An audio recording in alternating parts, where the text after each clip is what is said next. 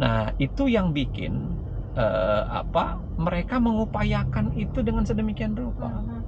Makanya kenapa nggak ada saya kira alasan hukum yang bisa memadai dan jelas bisa disampaikan. Yang namanya bikin undang-undang itu kekuasaan eksekutif besar, lebih besar daripada kekuasaan legislatif. Karena eksekutif yang paling penentu bikin undang-undang itu sebenarnya eksekutif. Panjang nih kalau saya jelasin ya. Jangan-jangan kita jangan-jangan kita sampai Bogor jadinya.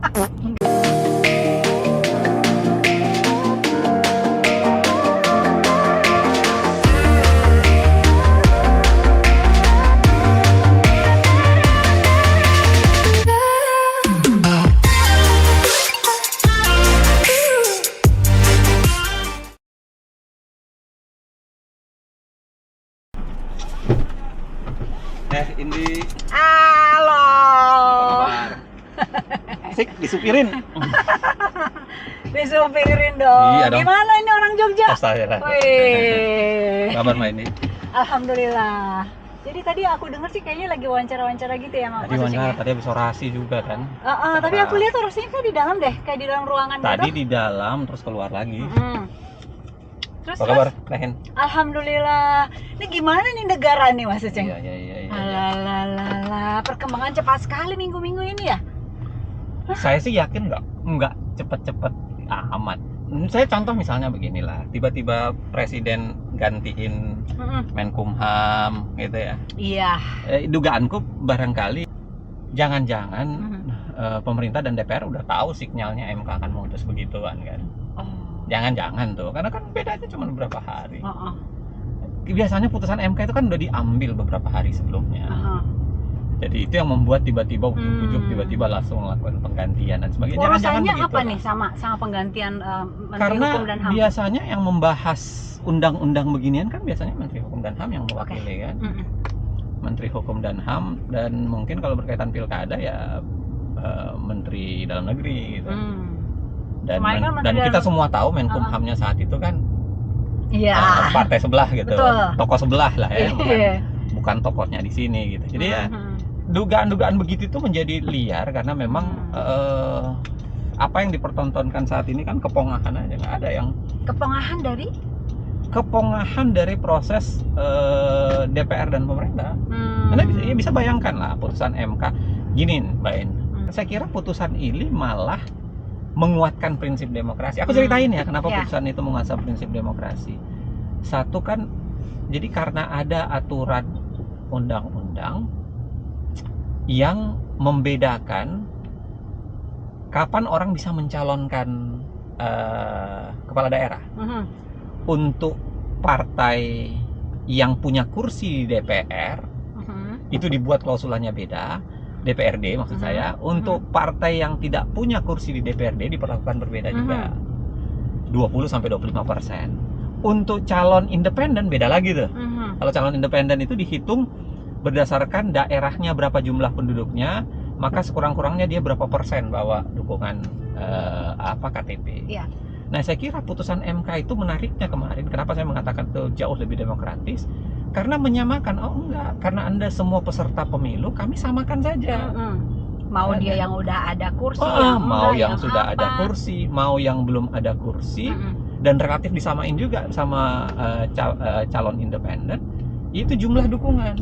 Sekurang yang dihitung berdasarkan berapa jumlah penduduk suatu daerah, lalu berapa persentase sekurang-kurangnya yang harus dia bawa.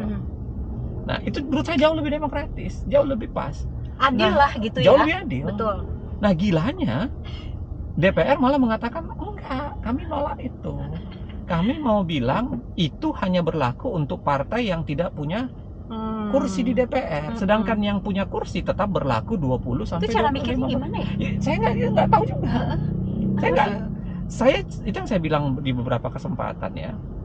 Saya sulit menerima logika hukum selain kepongahan yang saya bilang itu tadi. Selain kepentingan barangkali. Oke, kepentingan si 12 partai itu kan. Nah, ini kan belakangan ada gejala mereka mau menyapu bersih pilkada kan. Dan bukan cuma Jakarta, di berbagai daerah. Caranya adalah memborong partai. Karena 20-25% bukan hal yang sederhana. Yang kedua adalah caranya adalah membuat calon boneka kan. Iya. Supaya kelihatannya ya. Walaupun dengan mencatut KTP. Iya, walaupun dengan mencatut KTP atau apapun itu. Yang Ah. ketiga adalah ya menciptakan kota kosong itu. Yang itu saya kira mengangkangi demokrasi karena seakan-akan publik nggak punya pilihan. Masa sih di Republik ini kita nggak boleh milih, kita nggak disajikan pilihan-pilihan yang memadai untuk siapa dipilih sebagai pemimpin. Nah itu yang bikin mereka mengupayakan itu dengan sedemikian rupa. Makanya kenapa nggak ada saya kira alasan hukum yang bisa memadai dan jelas bisa disampaikan selain yang saya bilang tadi, kepongahan tadi itu. Ini Mas, sama dengan yang kedua Mbak, itu kan bukan cuma itu. Usia. Yang kedua itu soal usia. Iya. Soal usia itu kan begini ceritanya. Nah, si usia itu kan orang jadi merelate kepada seseorang yang sudah siap untuk berlaga gitu kan? Persis. Kan begini ceritanya yang usia itu. Pasal di undang-undang mengatakan bahwa orang boleh menjadi kandidat kepala daerah kalau sudah berusia 30. Pada saat penetapan. Nah, tidak ada kalimat itu. Ada. Tapi itu kan jadi rancu tuh. Nah, usia itu yang kemudian dibawa orang ke putusan atau peraturan PKPU juga ngomong begitu kan, copy paste dengan bunyi undang-undangnya. Nah, peraturan KPU itu yang dibawa ke Mahkamah Agung, ditanyakan ke Mahkamah Agung, ini mana yang benar pada saat penetapan atau pada saat pelantikan? Nah. Mahkamah Agung mengeluarkan pada saat pelantikan. Oke. Kita udah protes waktu itu. Ini enggak mutu banget cara memutusnya. Gimana caranya saat pelantikan? Karena tidak ada parameter yang jelas kalau saat pelantikan. Saya kasih contoh misalnya, Mbak Indi masih usia 30 kan? Taruh aja lah. 17. Alhamdulillah gitu. Taruhlah berusia 30 pada tanggal 1 Januari 2025. Ya kan? Tapi pelantikan itu 31 Desember. Berarti Mbak Indi nggak bisa kan? Nggak bisa. Tetapi kalau ternyata 31 Desember itu hujan, banjir, dan ditunda sehari, iya, kan jadi bisa. Iya. Karena parameter pelantikan itu kan menjadi rancu, nggak jelas. Mas, maksudnya gini deh, orang aja mau ngedaftar ya, jadi PNS. Pada saat pendaftaran masukin berkas loh usianya. Iya, usianya semua, di situ hampir gitu. Itu yang saya bilang tadi, putusan Mahkamah Agung itu sebenarnya nggak pas, karena menimbulkan banyak problem. Nah, karena ada putusan Mahkamah Agung itu, maka ada orang membawa pasal yang ditafsirkan Mahkamah Agung itu ke MK dan nanya, kira-kira ini yang benar apa? Makanya MK mengeluarkan putusan itu. Dia mengatakan, oh enggak pada saat pelantikan, tapi harus dihitung pada saat penetapan. Karena itu lebih sesuai dengan kandidasi semuanya lembaga-lembaga yang ada, dan lebih pas. Ngitungnya juga lebih mudah ngitungnya. Sampai dengan titik itu publik tuh ngerti gitu loh Mas. Ngerti. Apa yang diumumin masalahnya kenapa gitu. Kemudian DPR nggak ngerti. DPR lalu bilang, kami memilih menggunakan MA dibanding MK. Nggak ngerti gua. Nah, saya kemarin debat, saya bilang, Pak, anak semester awal hukum tata negara paham bahwa Mahkamah Agung itu bicara soal hierarkisitas, Mahkamah Konstitusi itu bicara soal konstitusionalitas. Dua hal yang berbeda. Iya. Karena di Mahkamah Agung itu yang diuji adalah PKPU ke undang-undang, sedangkan yang di MK itu adalah undang-undang ke undang-undang dasar. Jadi kalau mau ditanya hierarkisnya, ya mudah untuk mengatakan harusnya yang menjadi patokan adalah konstitusionalitas. Harusnya begitu. Bukan hierarkisitas. Iya. Nah, saya nggak yakin DPR nggak ngerti itu. Mereka kan ahli-ahli hukum kan. Banyak kan di situ kan. Khatam ada S2, S3, khatam. Nah, jangan-jangan itu yang saya bilang tadi, mereka menunjukkan kepongahan. Karena kemudian ada yang ingin diluluskan gitu, ada yang ingin dicapai di luar dari kemudian yang dibahasakan oleh MK itu. Mas, sekarang gini nih. Mereka kan bergerak cepat sekali ya. 7 jam udah langsung tuh balik kan. Kemarin 7 jam, oke, kita paripurna besok gitu kan. Ternyata paripurna kan sekarang nggak quorum. Ya. Jadi belum mulai tuh. Mungkin kalau quorum udah ketok palu dari tadi gitu. Nah, pertanyaannya, nih saya bingung nih gitu. PKPU nih, KPU kan harus mengeluarkan PKPU nih. Dia ngikutin siapa? MK apa DPR? Dugaan ini pertama ya, saya gini ya, itu satu catatan tersendiri. Kok bisa bikin undang-undang kayak bikin 1000 candi dalam satu malam? Saya kira itu catatan tersendiri lah. Tapi yang kedua, yang tidak kalah pentingnya, saya ini mohon maaf Teh Hendi, kalau ditanyakan, saya nggak percaya dengan KPU soalnya. Dengan catatan-catatannya Dengan berbagai kemarin. catatan kemarin, sama Tapi diakui inkonsistensi atau sikap. tidak yang melakukan dan menyelenggarakan Iya, pemilu itu iya. kan KPU, Mas. Iya, tapi inkonsistensi sikap itu cukup untuk kita melihat bagaimana kemungkinan keberpihakan KPU. Saya contoh begini, Oke. di putusan Paham. 90, wah KPU cepat sekali kan? Iya, ya. Kok sekarang mereka ya akan mempelajari, akan ngobrol dulu dengan. Apa karena KPU-nya udah berubah ketuanya? Ya, Sama aja ya. tahu saya ya. Tapi saya kira satu itu. Yang kedua, KPU ini mitra utamanya memang bukan MK. Mitra utamanya itu adalah DPR dan pemerintah. Makanya dugaan saya mereka akan lebih taat ke sana. Jadi otomatis dugaan saya lagi-lagi ya, mereka akan mengikuti apa bahasa undang-undang di Mas, soal taat atau tidak taat, mitra atau enggak, seharusnya secara hukum tata negara yang mana yang harusnya diputuskan oleh KPU di PKPU-nya? Putusan MK itu kan punya sifat. Nah, ini satu sifat putusan MK itu erga omnes. Dia berlaku untuk siapa aja. Oke. Itu bukan saya Teh Hindi, saya DPR, semua berlaku untuk siapa aja. Itu menjadi sesuatu yang mengikat buat mereka. Yang kedua, putusan MK itu pada dasarnya self executed loh. Self executed itu artinya tidak membutuhkan tindak lanjut pengeksekusian. Sebenarnya nggak butuh. Jadi bisa nggak KPU langsung mengeluarkan PKPU setelah putusan MK? Bisa. Nggak perlu nunggu undang-undang dari DPR. Bisa nggak DPR tidak perlu ngerubah undang-undang, silahkan langsung dibuat. Jadi DPR tidak perlu ngumpul ngubah undang-undang dulu, langsung dibuat aja oleh KPU. Boleh. Karena nggak membutuhkan kan. Iya. Nah ini yang kita herankan, ketika tidak membutuhkan itu malah mereka gerak cepat kan, seakan-akan butuh banget gitu. Tiba-tiba ngebahas. Yang benar itu gimana berarti, Mas? Yang benar harusnya langsung berlaku hasil MK. Yang benar tuh. Enggak. Jadi berdasarkan putusan MK, undang-undangnya sudah begitu langsung. Harusnya begitu. Tidak perlu diubah lagi. Kan katanya yang dulu-dulu, yang sebelum-sebelumnya dong, Mas, bulan-bulan sebelumnya final and binding. Iya. Tapi ini kok final and binding? Iya, itu yang saya bilang. Bahkan Pak Jokowi juga gitu.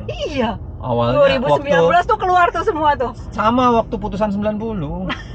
Waktu putusan nguntungin anaknya itu kan langsung, wah ini final and binding. Nggak ada ini. Tapi sekarang gitu. Saya menghormati ini, saya menghormati itu katanya. Itulah yang saya bilang tadi, selalu ada kepongahan kepentingan, selalu ada kepongahan kekuasaan.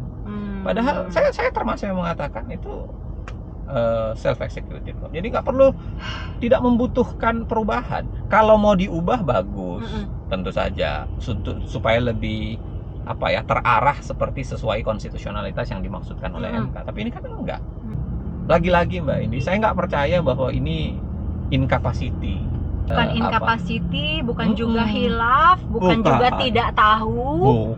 Tapi memang kesengajaan ke publik gitu ya. Iya, sengaja. Karena apa? Kayak tadi ada pesanan di belakangnya, bisa jadi ada keinginan yang mau didorongkan, ada yang mau lebih diutamakan dan lain-lain. Dan apa yang nanti akan diketok di paripurna DPR itu tentu saja menguntungkan kedua belah itu. DPR ini saya mau ini kan ditunda nih katanya karena nggak quorum. Nah, saya agak khawatir. Apa? Biasanya itu tiba-tiba nanti ketika masyarakat sudah bubar gitu di DPR, malam hari, langsung diketok gitu. Bisa jadi. Biasanya gitu. Bisa jadi. Kan kita tahu lah trik-triknya kayak gimana gitu. Kan bisa jadi sampai malam, bisa jadi sampai yang gitu-gitu tuh. Jadi saya kira jangan kemudian lengah gitu, teman-teman harus. Gimana nggak lengah, Mas? Mereka udah dari pagi tuh jam 10 di tengah panas matahari kayak begini. Tadi saya aja gosong. Pusing kan? Cekot-cekot kepala kita. Nah ini udah keburu sore, udah keburu malam, dan mereka pasti capek. Iya. Dan rata-rata maghrib dibubarin sama itu yang bahayanya mereka bermain dengan endurance publik. Sementara mereka sekarang lagi enak-enak di tempat AC gitu kan. Iya. Kok jadi gini sih, Mas, negara ini? Kemarin yang banyak beredar Garuda Biru, peringatan darurat gitu. Enggak, saya kira itu catatan yang pas untuk mengatakan memang kita mengalami darurat lah. Demokrasi kita mengalami declining, mengalami erosi, enggak cuma declining ya, kayaknya lebih dari itu ya, Mas ya. Oh iya. Dan bahkan beberapa ahli politik yang dulu kalau menulis itu masih berbaik sangka ke Indonesia dan decliningnya itu dianggap ya tidak, ya masih dibandingkan dengan ini masih lebih bagus apa segala. Itu sekarang udah mulai mengutuk Indonesia loh, udah mulai mengatakan bahwa enggak, sejak ini 90 kemarin itu. Iya, ini belakangan ini Putusan sudah 90. mulai mengatakan wah ini udah terlalu kasar. Indonesia mengalami dan sudah mulai menggunakan bahasa yang tidak, ini nggak benar lagi nih. Kita mengalami pembuntuan demokrasi. Oke. Iya, tapi Pak Jokowi itu kalau ditanya oleh wartawan pasti saya menghormati putusan legislatif, saya menghormati putusan dari yudikatif, saya eksekutif nih, saya nggak ikut-ikut gitu. Siapa bilang? Itu yang saya mau cara berpikirnya Pak Presiden ini entah pura-pura tidak paham. Yang namanya bikin undang-undang itu kekuasaan eksekutif besar loh, lebih besar daripada kekuasaan legislatif. Karena eksekutif yang paling penentu bikin undang-undang itu sebenarnya eksekutif. Panjang nih kalau saya jelasin ya. Jangan-jangan kita kita sampai Bogor jadinya. Enggak, saya panjang sebenarnya. Kenapa saya kasih contoh misalnya begini. Kalau tahapan membentuk undang-undang itu kan ada 5 tahap. DPR itu hanya ada di 3 tahap. Presiden itu ada di semua tahap. Oke. Iya. Oke. Jadi memang DPR itu, presiden itu sebenarnya jauh lebih kuasa kalau kita bicara soal legislasi. Iya. Iya. Dan itu sebabnya ketika dia bilang ini DPR yang ribut, saya enggak lah. Betul. Pak Presiden tamat tata negara apa enggak sih? Atau enggak ada yang nggak ada yang bisikin, nggak ada yang bilangin di telinganya bahwa dia salah cara berpikir. Kenapa Pak Presiden nggak menyebut bahwa ini putusan MK final and binding? Seperti waktu yang kemarin Gibran. Kenapa ya? Ya, karena di kasus Gibran menguntungkan anaknya kan. Itu dia. Kali ini jangan-jangan kembali menguntungkan anaknya gitu. Jangan-jangan loh. Nah, terus pertanyaan berikutnya. Ini kan DPR-nya udah begitu kita tahu. MK udah mutusin kan. Tapi kan sekarang digituin sama DPR. MA-nya begitu, presidennya begitu. Terus gimana gitu?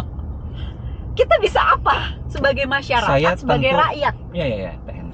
Saya tentu begini Teh. Saya ngerasa bahwa ya inilah ujian untuk demokrasi Indonesia ya.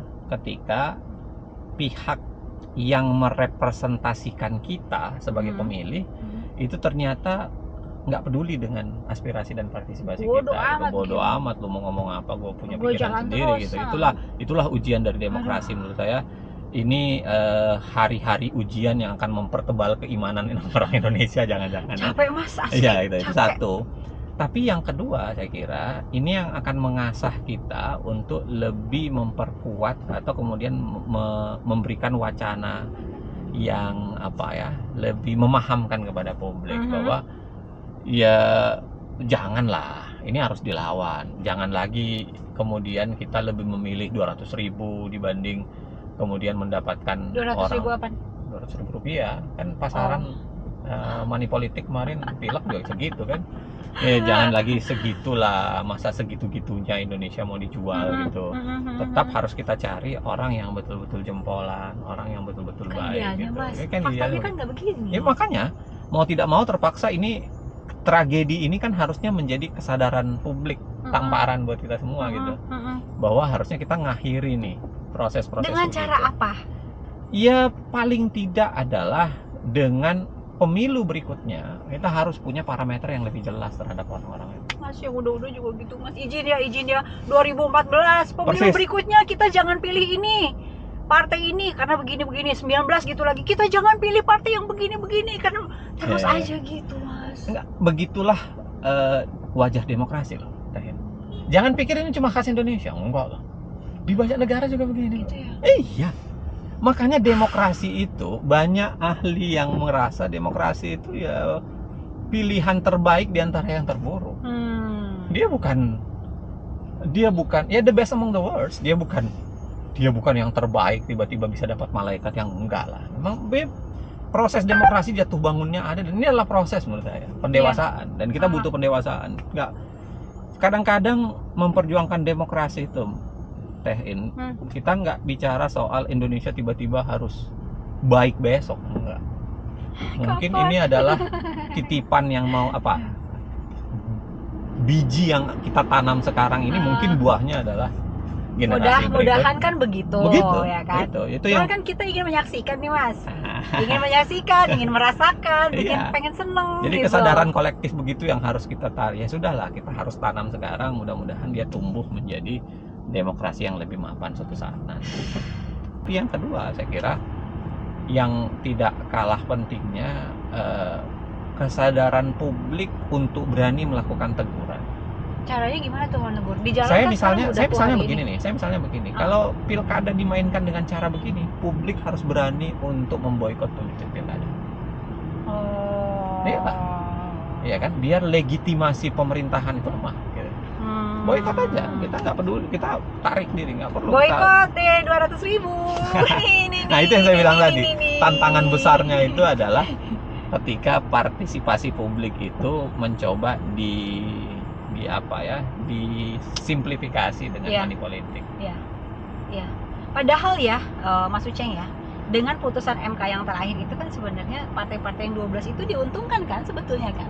Iya. Diuntungkan, mereka bisa ngusung sendiri kok. 8 partai paling tidak. Dan cuma 6,5 sampai 10% kan, tergantung jumlah penduduk. Iya. Sebenarnya itu tadi putusan MK itu sebenarnya membawa ke arah yang lebih demokratis. Betul. Tapi ya hasratnya memang berbeda, syahwatnya memang pengennya calon tunggal gitu, pengennya adalah yang berbeda ya. Makanya kenapa kemudian jangan lupa yang ngajuin kan Partai Gelora sama Partai Buruh ya. Yang Gelora sekarang ada di dalam 12 yang Jakarta. Makanya mungkin kaget sekarang ya dia ya. Nggak tahu, mungkin Partai Gelora lagi dimarah-marahin gitu. Gara-gara lu. Tapi buruh tetap turun ke jalan loh kalau Partai Buruh. Oh iya, kalau Partai Buruh saya kira dia konsisten. Menurut saya memang harusnya begitu. Demokrasi itu adalah semua orang harus terhitung kan, sebenarnya. Nggak ada yang harus ditinggal di belakang. Seharusnya semuanya orang dihitung karena semuanya bermakna sama. Itulah demokrasi. Mau Anda pemilik partai bukan pemilik partai harusnya dicap sama gitu. Karena one man one vote gitu, satu hak suara. Ini yang mencoba dibajak partai politik dengan menghadirkan orang yang dia pengenin gitu, yang hanya dekat ke partai bukan dekat ke publik. Aku sampai nulis di Instagram tuh satu kata muak. Nggak apa-apa kan? Aku tadi maksudnya, nulis di Instagram yang bendera itu. Jadi aku taruh bendera merah putih. Saya bilang ya, kalian yang bikin ibu kota, kalian bikin upacara penaikan bendera sampai miliaran, 87 miliar. Tapi kalian nggak pernah ngormatin bendera ini sebenarnya. Kalian robek-robeknya gitu. Hari ini publik akan berkumpul dan mencoba menjahit dan merapihkannya gitu. Di hadapan kepongahan kalian. Keren. Nanti liatin aja. Nih Mas nih. Kemarin tadi malam nih Pak Jokowi sedang ramai setelah putusan yang terkait dengan pilkada. Setelah saya lihat seakan-akan Pak Jokowi itu ingin bilang bahwa kok mereka yang mutusin, gue yang disalahin sih gitu. Nah, gaya Jokowi kan nggak ada yang pernah berubah, begitu-begitu aja terus selama ini kan. Dia ya selalu memindahkan gitu aja. Ketika anaknya diluluskan putusan 90 kan dia lakukan hal yang sama. Ini bukan urusan saya, urusannya. Ya tapi kan Anda yang diuntungkan. Anak kemudian maju pilpres. Betul, anak yang dia dukung kan. Anak yang kemudian kan itu. Ini juga dia ngomong bukan urusan saya. Kan anakmu yang kemungkinan akan ditarik. Yang diributkan soal 90 saat pelantikan, 30 saat pelantikan atau penetapan itu karena anaknya. Dan itu yang saya bilang ya, wajah Jokowi sebenarnya tidak berubah untuk urusan yang begini ya. Dia berlagak tidak paham, tapi sebenarnya paham banget. Paham. Bahkan kemudian itu tadi mau menyiasati publik dengan mengatakan ini urusan DPR, bikin undang-undang. Bukan. Bikin undang-undang itu bukan urusan DPR, itu urusan DPR bersama pemerintah. Pemerintah ada di situ. Bahkan saya bilang tadi, pemerintah itu lebih kuat daripada DPR kalau bikin undang-undang. Nanti kalau kuliah hukum tata negara saya jelasin. Saya enggak minat ya. Iya. Makasih. Iya. Darurat tata negara sekarang. Nih Mas, kalau tadi kan di MK tuh banyak guru besar pada kumpul gitu ya. Suara dari mereka secara benang merah apa tuh Mas? Ya sebenarnya sama itu tadi, kegundahan demokrasi kemudian mau ditundukkan pada kepentingan politik. Janganlah. Apalagi udah 2 kali kan kita ditipu kan. Kemarin dua kali kan di Pilpres juga dilakukan begitu. Kita semua tahu itu di Pilpres. Tiba-tiba anak yang tidak boleh ikut masih di bawah usia 40, undang-undangnya dibawa obrak-abrik. Tahu lah kita ceritanya itu. Masa sih harus kita jatuh di 2 lubang yang sama? Dan faktanya sih kayaknya iya. Iya. Kelihatannya itu tadi. Itu yang membuat saya kira para guru besar, tokoh-tokoh bangsa tadi itu kemudian menolak dan kemudian teriak untuk mengatakan tidak gitu. Cukup sekali lah, masa kita jadi ini publik bisa dibilang marah nggak sih, Mas?